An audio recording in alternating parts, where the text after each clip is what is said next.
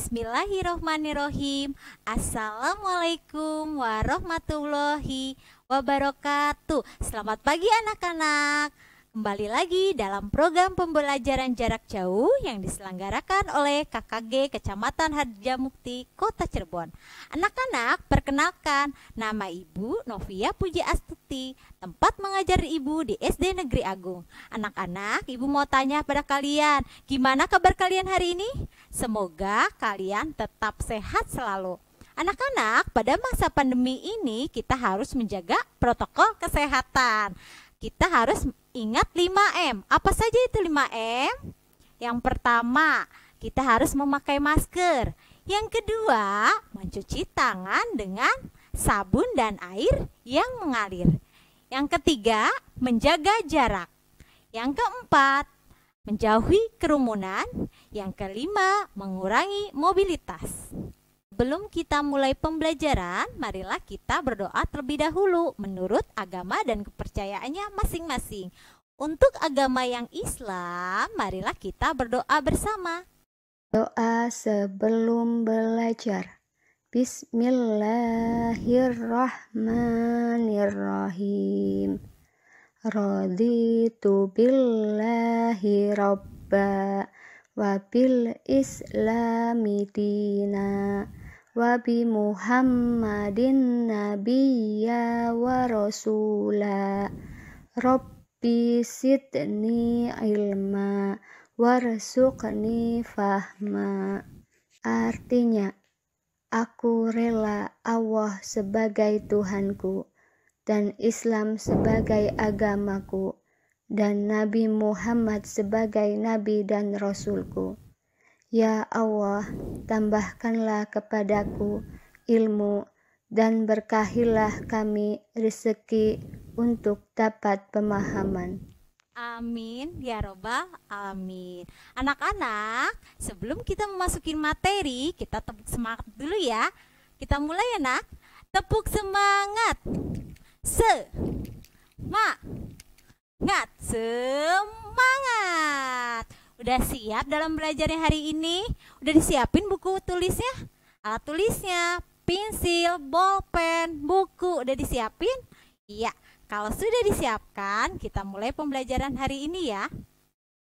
Hari ini Ibu akan menerangkan materi tema 5 tentang ekosistem, subtema 2, hubungan antara makhluk hidup dalam ekosistem, pembelajaran 5 dan sebelum mulai pembelajarannya, kita harus tahu tujuan pembelajarannya itu apa aja.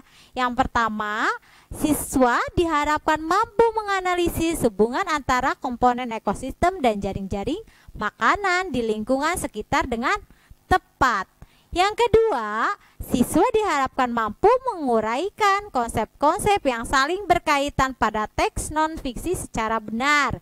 Yang ketiga, siswa diharapkan mampu memahami properti tari daerah dengan benar. Yang keempat, siswa mampu menggali manfaat persatuan kesatuan untuk membangun kerukunan hidup di lingkungan rumah dan masyarakat dengan benar. Sebelum kita masukin materi yang tadi, Ibu mau bertanya kepada kalian, apa sih yang dimaksud dengan ekosistem? Ada yang tahu? Iya, tepat sekali. Ekosistem adalah hubungan timbal balik antara makhluk hidup dengan lingkungannya. Di sini ada jenis-jenis ekosistem. Yang pertama, ekosistem darat. Apa sih ekosistem darat? Ada yang tahu di situ? Anak-anak udah tahu? Iya, ekosistem darat adalah keanekaragaman yang ada di dalam atau di alam atau di darat.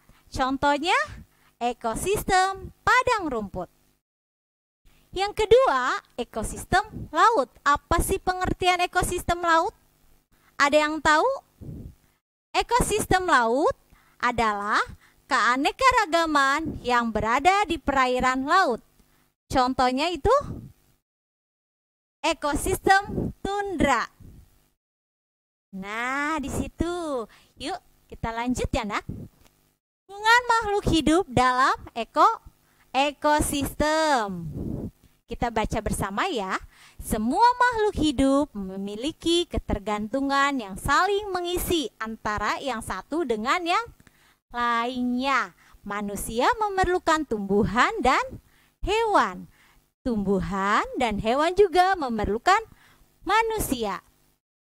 Makhluk hidup juga membutuhkan tanah, udara, air, matahari untuk mendukung kehidupannya. Lanjut. Nah, di sini ada apa nih?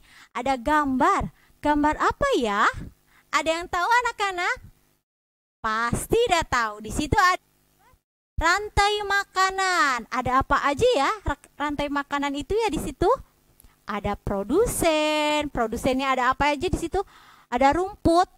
Terusnya matahari. Betul. Ada apa lagi? Air. Nah, di situ itu dinamakan produsen. Langsung ke produsen dimakan oleh apa itu? Belalang. Nah, belalang itu konsumen primer atau konsumen tingkat 1. Yang kedua, belalang dimakan katak atau konsumen sekunder atau konsumen tingkat 2. Disebut konsumen tersier atau konsumen tingkat 3. Nah, ular dimakan oleh burung elang.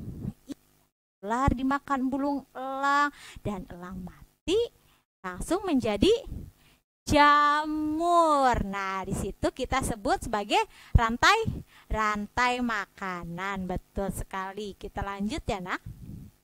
Di sini ada hubungan dua makhluk hidup yang berbeda dan sangat erat kaitannya. Disebut apa? Ada yang tahu di situ?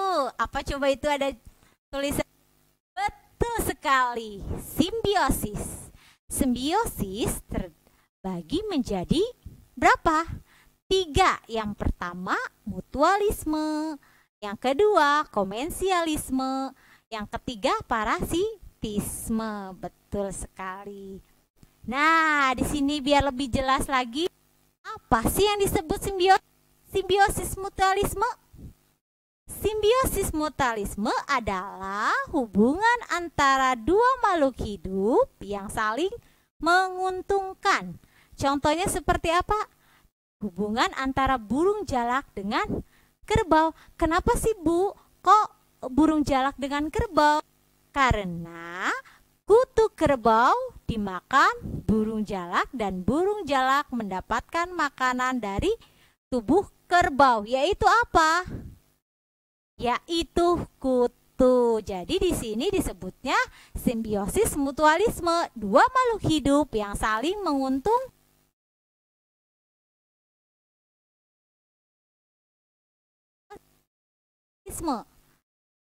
Simbiosis komensialisme. Nah, pengertiannya itu hubungan antara dua makhluk hidup yang menguntungkan salah satu pihak, sedangkan pihak yang lain tidak dirugikan dan juga tidak diuntung. Contohnya seperti apa? Di sini ada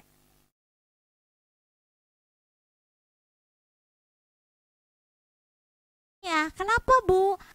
Nah, menumpang hidup pada pohon.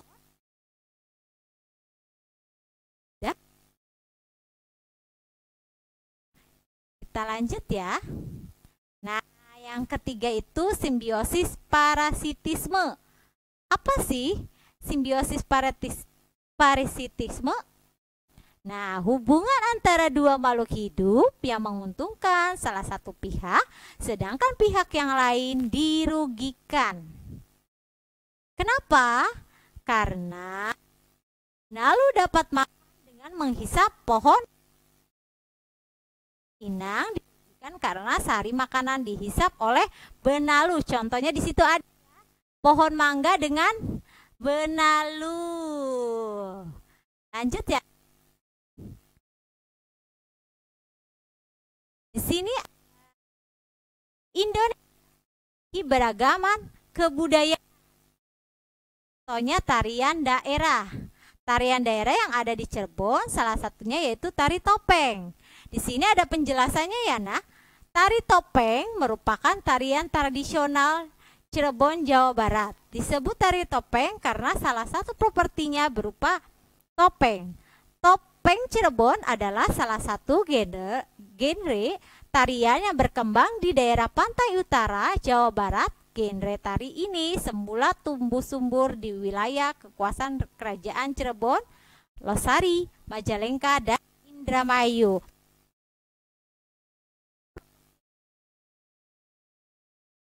Kita tonton dulu, simak videonya ya, Nah.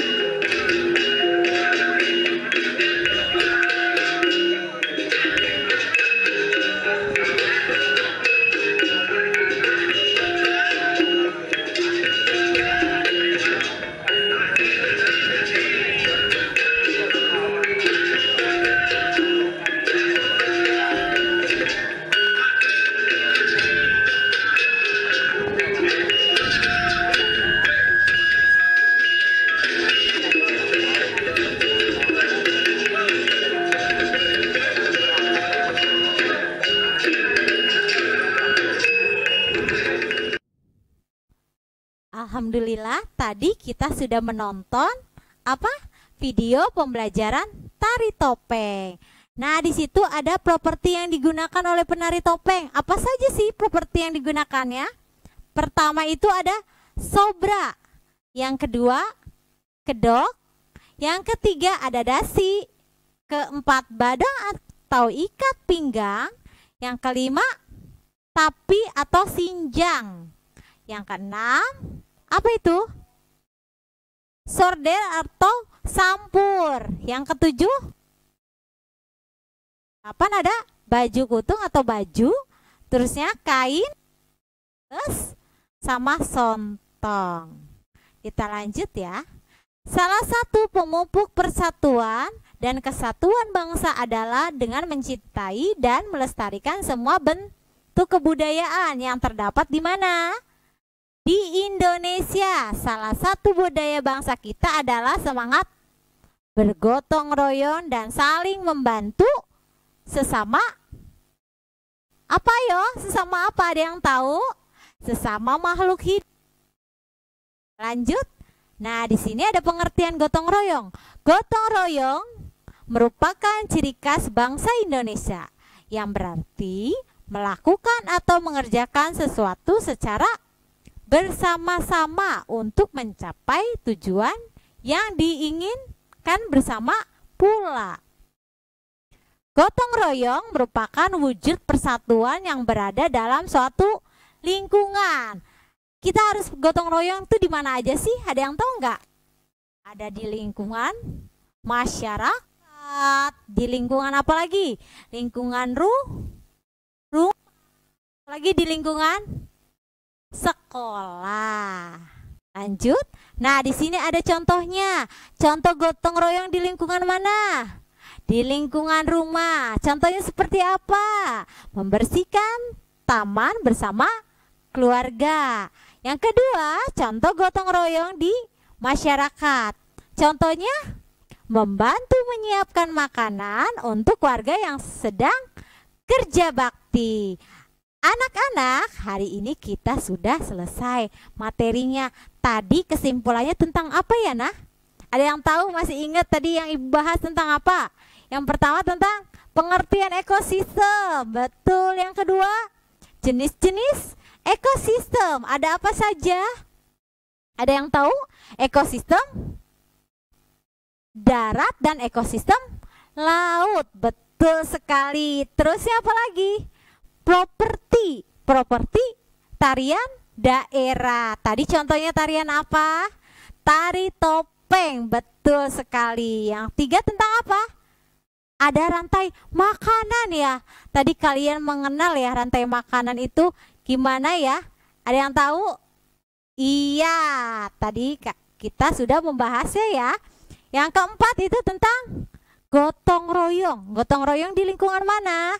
Di lingkungan rumah dan masyarakat. Semoga ilmu yang Ibu sampaikan dapat dipahami oleh kalian atau bermanfaat bagi kalian ya nak. Selebihnya Ibu mohon maaf. Wabillahi taufiq walhidayah. Wassalamualaikum warahmatullahi wabarakatuh.